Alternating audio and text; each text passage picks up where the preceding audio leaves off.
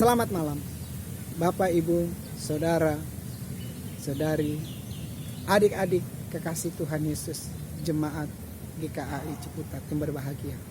Kita akan memulai ibadah kita pada malam hari ini.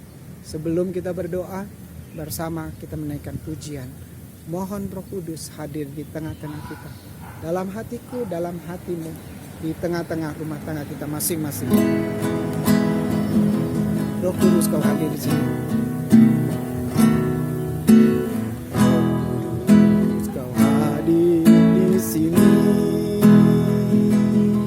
Roh Kudus, ku mengasihimu. Kau manis, kaulah penghiburku, penolongku, diutus Bapakku. Ku buka hati untuk Roh-Mu Tuhan.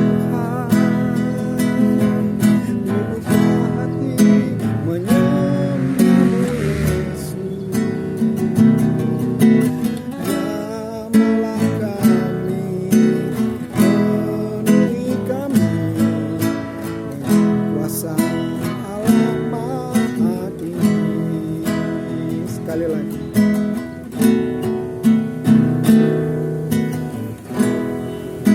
Kau hadir di sini, Roh Kudus, ku mengasihi.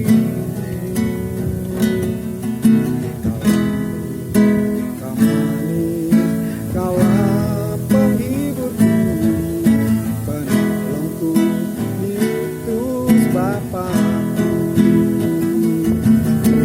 Hati untuk Roh-Mu Tuhan, buka hati menyembah-Mu Yesus. Jamahlah kami, penuhi kami dengan kuasa Allah Maha Tinggi. Mari kita bersatu dalam doa. Bapa di surga, kami menyerahkan ibadah ini hingga selesainya ke dalam tangan pengasihan Tuhan. Tuhan menolong kami untuk mengikuti program ini dari awal hingga selesai. Di mana kami mohon juga Tuhan bekerja di dalamnya. Bekerja kuat di dalam hati kami. Mengubah kehidupan kami. Memperbaharuinya. Memberkatinya seturut akan kehendak-Mu. Hadirlah di tengah-tengah ibadah ini, di rumah kami masing-masing, di tempat kami masing-masing. Engkau Allah yang transenden dan imanen, Allah yang berada di segala tempat dan Allah yang dapat dipercayai. Berkatilah kami. Dalam nama Tuhan Yesus, kami memohon dan memulai ibadah kami. Amin. Salam, salam sejahtera kepada kita semua. Jemaat Gereja Kristen Alkitab Indonesia yang dikasihi Tuhan. Bapak, Ibu, Saudara-saudari, dan adik-adik yang berbahagia. Marilah kita datang kepada Tuhan pada saat ini untuk membaca, merenungkan, dan diberkati oleh firman Tuhan. Mari kita bersatu di dalam doa. Bapa yang baik yang kami kenal di dalam nama Tuhan Yesus Kristus, kami hadir pada saat ini untuk belajar kebenaran firman Tuhan yang akan memberkati kami. Pimpinlah kami, terangilah pikiran kami, penuhilah hati kami dengan damai sejahtera dan sukacita dari-Mu ya Tuhan.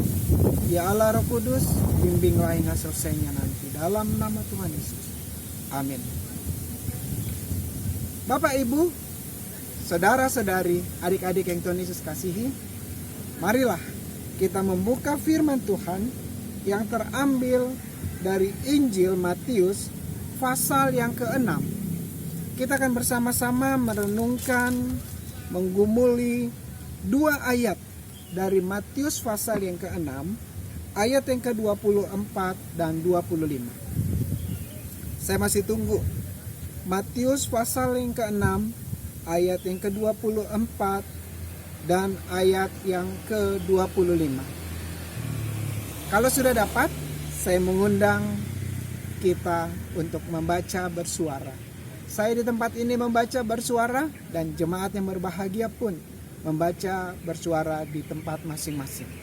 Kita mulai. Matius pasal 6 ayat 24 dan 25.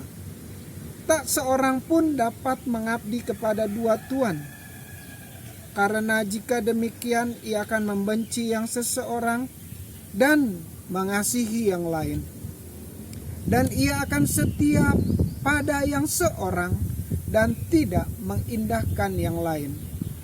Kamu tidak dapat mengabdi kepada Allah dan kepada Mamon. Karena itu aku berkata kepadamu, janganlah khawatir akan hidupmu, akan apa yang hendak kamu makan atau minum. Dan janganlah khawatir pula akan tubuhmu, akan apa yang hendak kamu pakai. Bukankah hidup itu lebih penting daripada makanan, dan tubuh itu lebih penting daripada pakaian? Amin. Yang berbahagia adalah kita yang membaca, merenungkan sabda firman Tuhan. Berinisiatif, menggumuli untuk melakukannya tepat seperti yang Tuhan mau. Amin.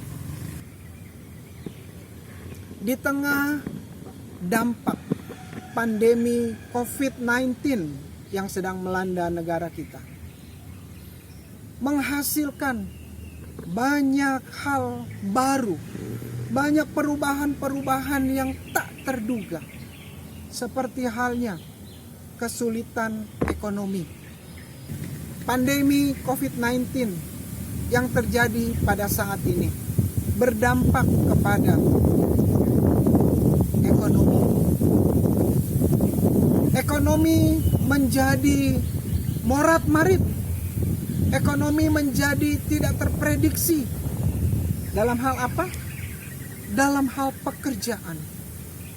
Pemerintah mengadakan PSBB, pembatasan sosial berskala besar, yang berdampak pada penutupan tempat-tempat usaha yang tidak berkepentingan langsung terhadap pelayanan masyarakat.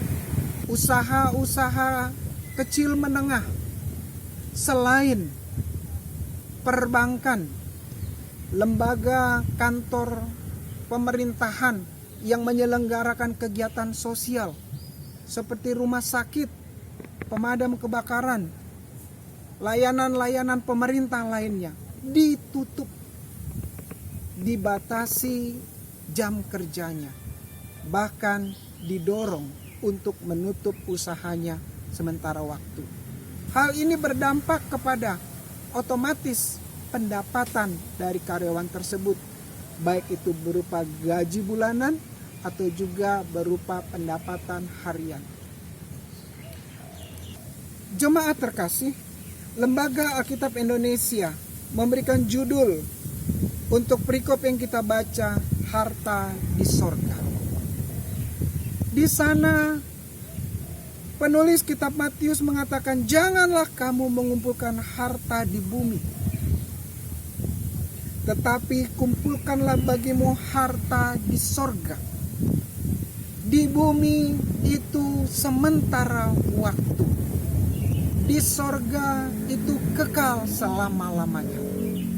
Di bumi itu berdampak kepada hal-hal material yang dapat hilang, yang dapat musnah, tidak bernilai kekal. Namun harta yang tersimpan di sorga itu berdampak kekekalan, berdampak kepada kebersamaan bersama dengan Tuhan Pencipta selama-lamanya. Hal-hal yang menyenangkan kepada hati Bapa. Tak seorang pun dapat mengabdi kepada dua tuan. Ada dua pihak yang bisa menjadi tuan, pemilik atas kehidupan di dunia ini. Yang pertama dituliskan sini adalah mamon, finansial, keuangan, hal-hal material. Dan juga yang kedua Allah sendiri. Lalu kita punyanya siapa? Apakah yang menjadi tuan kita adalah mamon, finansial, material? Atau yang menjadi tuan pemilik hidup kita adalah Bapa di sorga? Karena kalau kita mengumpulkan harta di bumi, jemaat yang dikasih Tuhan Yesus, kita mengabdikan diri kepada harta, bekerja banyak-banyak untuk mengumpulkan harta. Apa yang dicari orang? Uang. Apa yang dicari orang? Uang. Apa yang dicari orang? Siang, malam, pagi, petang. Apa? Uang. Uang. Uang. Uang bisa menjadi tuan. Uang bisa menjadi pemilik hidup kita, yang menguasai pikiran kita, hati kita, hidup kita, tubuh kita. Di dalam kita mengumpulkan uang sebanyak-banyaknya, uang menjadi prioritas yang tertinggi. Uang menjadi sesuatu yang bernilai. Kita menaruh kepercayaan kita masa kini dan masa depan kepada uang sebagai sumber jaminan kehidupan kita di masa yang akan datang. Hal itu memungkinkan kita tidak melihat lagi Allah Bapa sebagai sang pemelihara yang sesungguhnya. Saudara yang dikasih Tuhan, pemilik hidup kita bukan uang. Tuan hidupku dan Tuan hidupmu bukan uang, tetapi Tuhan. Siapa yang dicari Tuhan? Saya. Siapa yang dicari Tuhan? Saya. Siapa yang dicari Tuhan? Siang, malam, pagi, petang. Siapa? Saya. Orang yang berdosa. Ya. Bapa di surga begitu peduli. Dia begitu memperhatikan kehidupan kita. Kita yang percaya kepadanya, kita yang adalah anak-anaknya. Saudara yang dikasih Tuhan, sesungguhnya Tuhan sendirilah Tuhan, pemilik hidupku dan pemilik hidupmu. Namun bagian ini saudara yang dikasih Tuhan, penulis Matius pasal 6 ayat 24 bilang, tak seorang pun dapat mengabdi kepada dua tuan. Karena jika demikian ia akan membenci seorang dan mengasihi yang lain. Ia akan setia kepada yang seorang dan tidak mengindahkan yang lain. Ayo, siapa Tuhan atas hidup kita? Uang, materi, atau Tuhan yang sesungguhnya? Penulis Matius pasal 6 ayat 24 di akhir kalimatnya, akhir ayat dia berkata, kamu tidak dapat mengabdi kepada Allah dan kepada Mamon. Mengakhiri ayat 24 ini saudara yang dikasih Tuhan Yesus, penulis membawa pembaca untuk membuat satu keputusan. Namun keputusan itu bisa menjadi semakin gelap. Keputusan itu bisa semakin tidak terlihat. Karena apa? Kehidupan sekarang itu makin susah, makin sulit, makin sulit.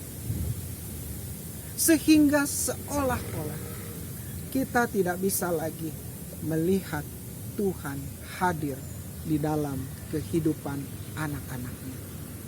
Sehingga hampir-hampir kita tidak lagi bisa melihat, merasakan, memahami siapa sebenarnya yang senantiasa memelihara kita hari lepas hari. Kita pikir karena kita bekerja baik, kita punya uang, oh saya bisa makan hari ini karena saya memiliki uang. Karena uang bersama-sama dengan aku. Oh, saya akan bisa makan lagi besok, minum lagi besok, berpakaian lagi besok, karena saya bersama-sama dengan uang. Jika demikian, saudara yang dikasihi Tuhan, semakin lama kita akan semakin jauh dari tuntunan Tuhan. Kita akan melihat diri kita dan uang itu satu. Sesungguhnya Allah lah yang seharusnya menjadi Tuhan akan hidup kita. Di bagian terakhir ayat 24, penulis membawa kita kepada persimpangan. Kepada siapa kamu mengabdi? Kepada Allah atau kepada Mamon?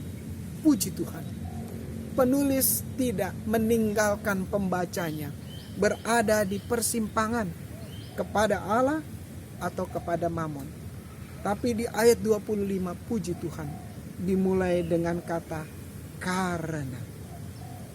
Kata karena dalam konteks bahasa Indonesia menjelaskan hal-hal yang sudah diterangkan sebelumnya. Kata karena itu mengarahkan pembacanya kepada tujuan pemikiran dari penulis kitab Matius. Apakah itu? Karena itu aku berkata kepadamu, janganlah khawatir, puji Tuhan. Yang melulu kita ketakutan untuk pemenuhan kebutuhan pribadi, pemenuhan kehidupan kita, ada jaminan dari Bapa. Janganlah khawatir. Jangan khawatir akan apa? Janganlah khawatir akan hidupnya. Apa yang hendak kamu makan atau minum. Saudara yang dikasihi Tuhan Yesus, jika kita melihat perjalanan orang percaya di kitab Perjanjian Lama, kita akan melihat betapa Allah itu memelihara, bahwa Allah itu menopang, mencukupkan orang-orang yang percaya kepada Dia. Siapa sangka Nuh bisa menyediakan makan bagi dirinya, bagi keluarganya, bagi hewan-hewan yang bersama-sama dengan dia. Seberapa kuat Nuh dan anak-anaknya bisa mencari bahan makanan, bisa menjamin bahwa bahan makanan yang sudah mereka kumpulkan itu cukup. Karena mereka tidak tahu berapa lama mereka akan terapung-apung di bahtera yang tertutup itu. Di bahtera yang tertutup itu, mereka hanya bisa melihat dirinya yang sendiri. Namun mereka juga bisa melihat, Nuh bisa melihat, keluarganya bisa melihat, ada Allah yang memelihara. Saya tidak yakin dulu Nuh menyelenggarakan pertanian hidroponik di bahtera Allah. Nuh menyelenggarakan metode pengawetan makanan yang mutakhir di dalam bahtera Allah yang tertutup rapat itu. Tidak ada cahaya, tidak ada pintu, tidak ada jendela, hanya satu pintu besar, dan itu Tuhan tutup dari luar. Namun bersama Allahnya, bersama Allah kita, Nuh, keluarganya, dan seluruh hewan yang bersama-sama dengan dia dapat hidup melewati lamanya air bah, melewati ketakutan karena gelombang besar itu tentu mereka rasakan juga di dalam bahtera. Namun sampai mereka keluar dari bahtera, sampai mereka melewati semua permasalahan air bah yang dahsyat itu, mereka hidup dipelihara oleh Tuhan. Tokoh lain kita melihat bagaimana orang Israel keluar dari tanah Mesir. Mereka tidak membawa makanan cukup. Mereka tidak tahu berapa lama perjalanan mereka menuju tanah Kanaan. Mereka tidak sempat bikin makanan, apalagi beli. Zaman dulu saya yakin tidak ada mall. Mereka mengupayakan sendiri. Saudara yang dikasih Tuhan, sehingga sewaktu bahan makanan mereka setelah beberapa hari keluar dari tanah Mesir habis, apa yang terjadi? Mereka datang kepada Musa. Musa, kamu mau membawa kami mati di padang gurun ini? Kami lapar. Kami perlu makan. Kami haus.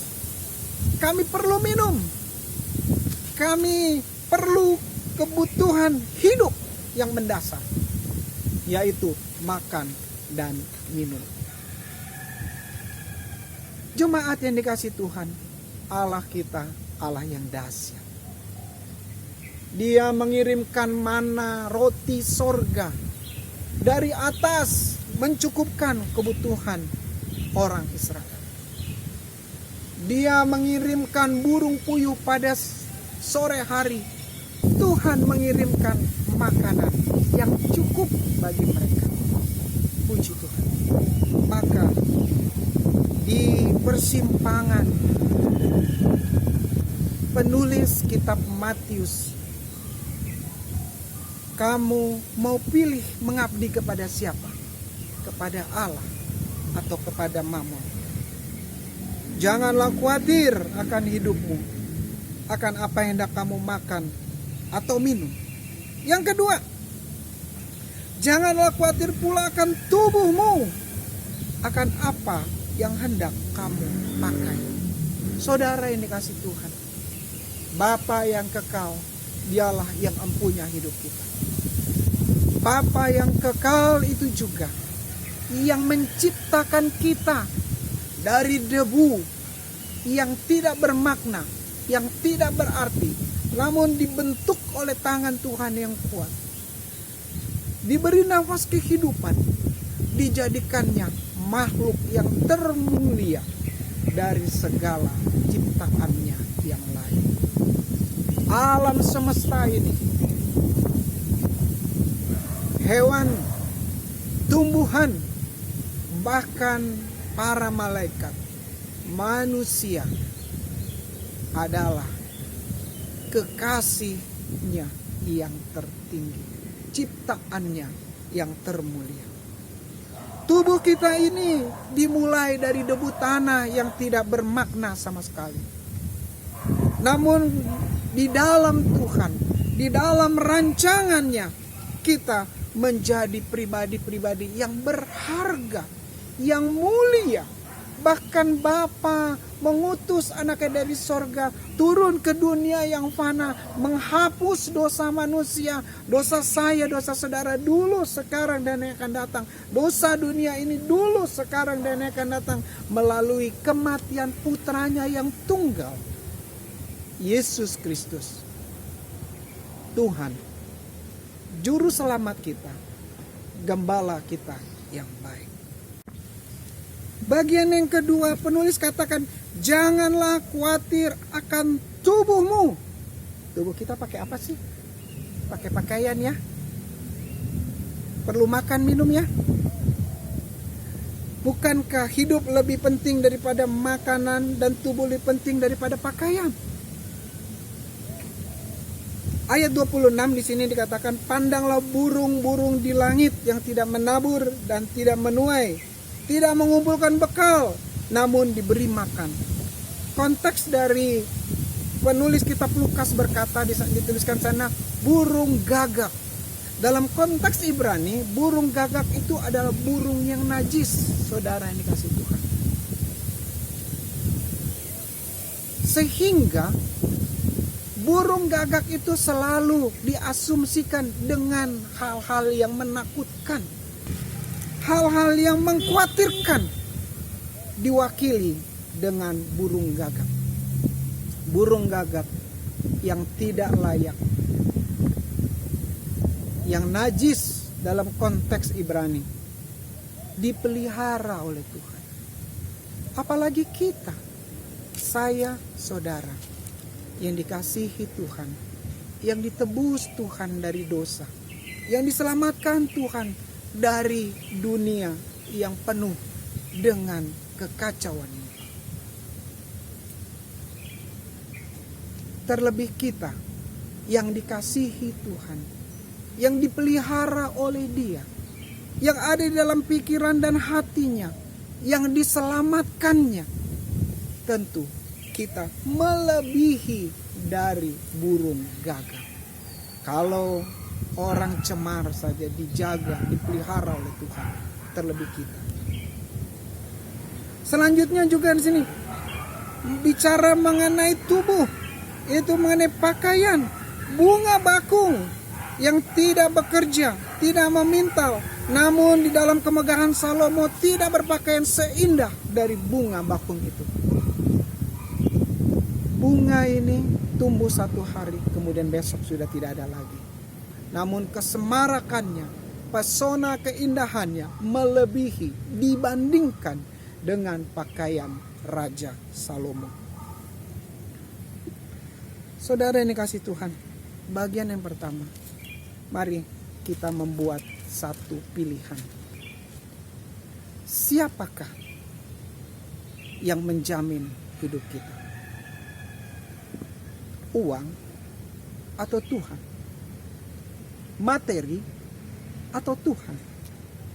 Tentu penulis Matius mendorong kita. Setelah ia menjelaskan, jangan khawatir karena Tuhan memelihara hidup dan tubuhmu, maka kita harus memilih, memutuskan bahwa Tuhan pemilik hidup kita adalah Allah. Bagian yang kedua, hal apa yang harus kita lakukan setelah kita memutuskan siapakah yang menjadi Tuhan atas hidup kita, pemilik atas hidup kita. Hal yang kedua adalah marilah kita mengarahkan diri kepada Tuhan kita itu, kepada pemilik hidup kita itu, yaitu Bapa Sorgawi. Kenapa kita harus memilih, memutuskan Tuhanlah yang menjadi Tuhan pemilik hidup kita? Karena uang itu dicari oleh bangsa-bangsa yang tidak mengenal Allah. Ciri bangsa yang tidak mengenal Allah. Kita mengenal Allah, maka penulis mendorong kita untuk memutuskan bahwa Tuhanlah pemilik atas hidup kita. Kita bukan termasuk dalam kelompok bangsa-bangsa yang tidak mengenal Allah. Kita sudah dididik, sudah diajarkan untuk mengenal Allah lebih baik, lebih sempurna.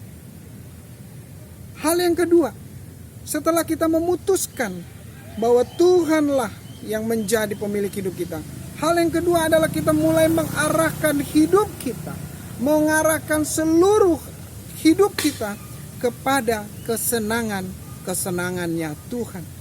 Dengan mencari kerajaan Allah dan kebenarannya. Mencari di sini seperti halnya menjadi satu keasikan. Menyenangkan Tuhan itu menjadi gaya hidup. Menyenangkan Tuhan itu menjadi tujuan utama, pikiran utama, day by day, hari lepas hari, time by time, saat demi saat di dalam kehidupan orang percaya. Bagaimana menyenangkan Tuhan? Cari kerajaan Allah, kebenarannya, firman-Nya, puji-pujian bagi Dia, penyembahan bagi Dia, kesukaan, ibadah, segala sesuatu yang kita lakukan itu bagi Dia. Puji Tuhan, puji Tuhan. Tentu Allah senang kalau kita menyenangkan hati-Nya. Tentu Allah senang kita menjadi anak-anak yang menggembirakan hatinya.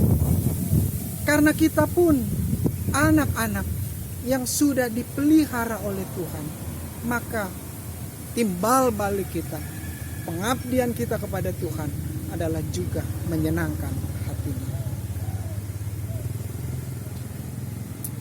Jemaat yang dikasih Tuhan Yesus, bagian yang kedua ini mendorong kita untuk terus setia, dan terus setia. Setia mencari kerajaan Allah. Setia mencari kebenarannya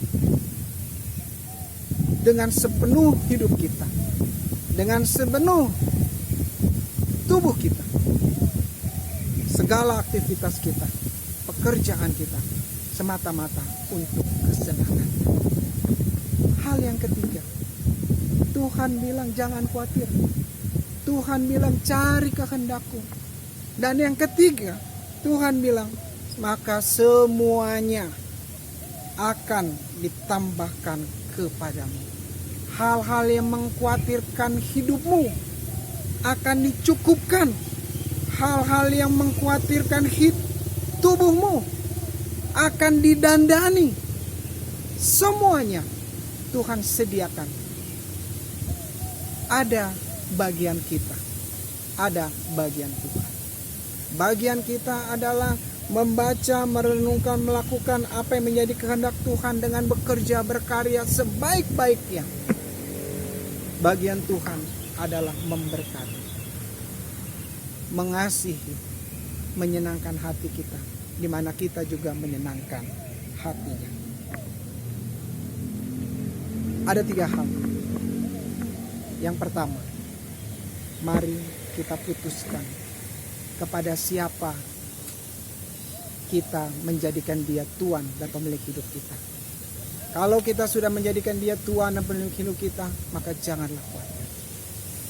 Hal yang kedua, kita senangkan Tuhan dengan segala apa yang kita punya. Melalui pekerjaan kita, pelayanan kita, bakti kita. Hal yang ketiga, menyenangkan Tuhan.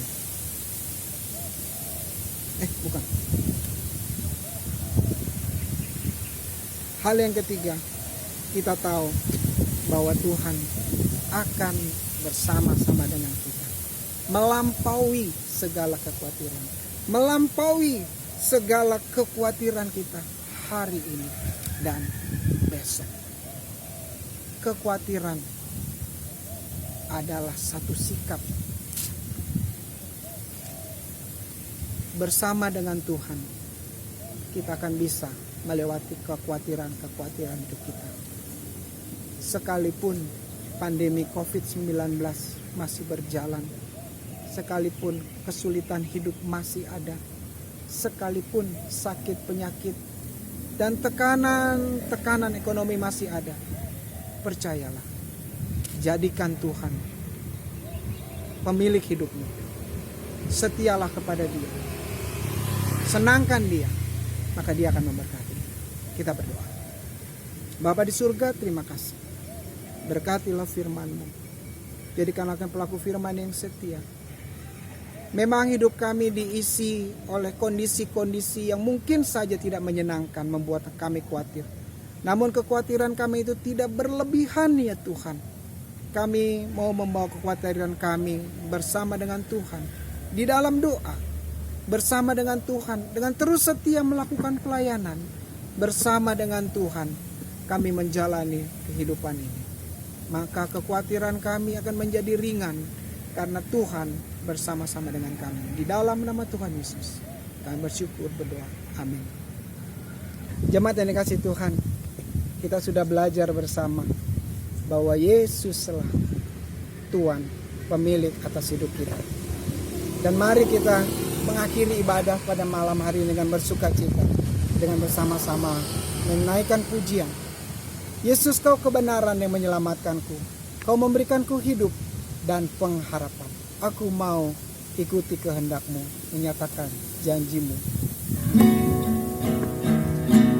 Yesus, Kau kebenaran yang menyelamatkanku. Kau memberikanku hidup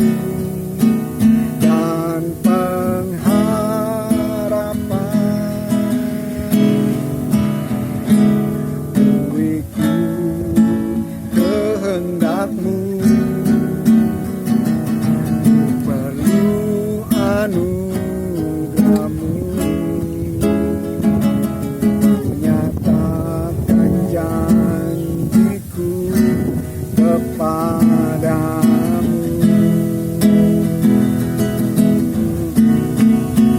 Kalau ku hidup bagimu, hatiku tetap menyembahmu. Tak bisa menjauhkanku dari kasih-Mu. Kalau ku hidup bagimu, hatiku tetap memandangmu.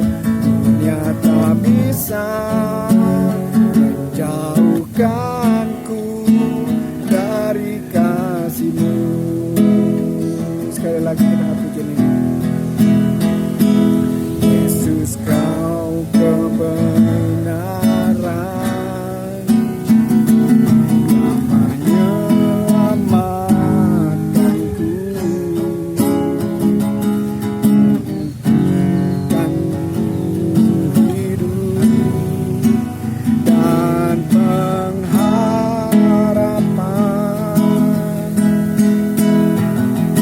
Ku ikut kehendak-Mu, ku perlu anugerah-Mu. Ku nyatakan janjiku kepadamu. Kalau ku hidup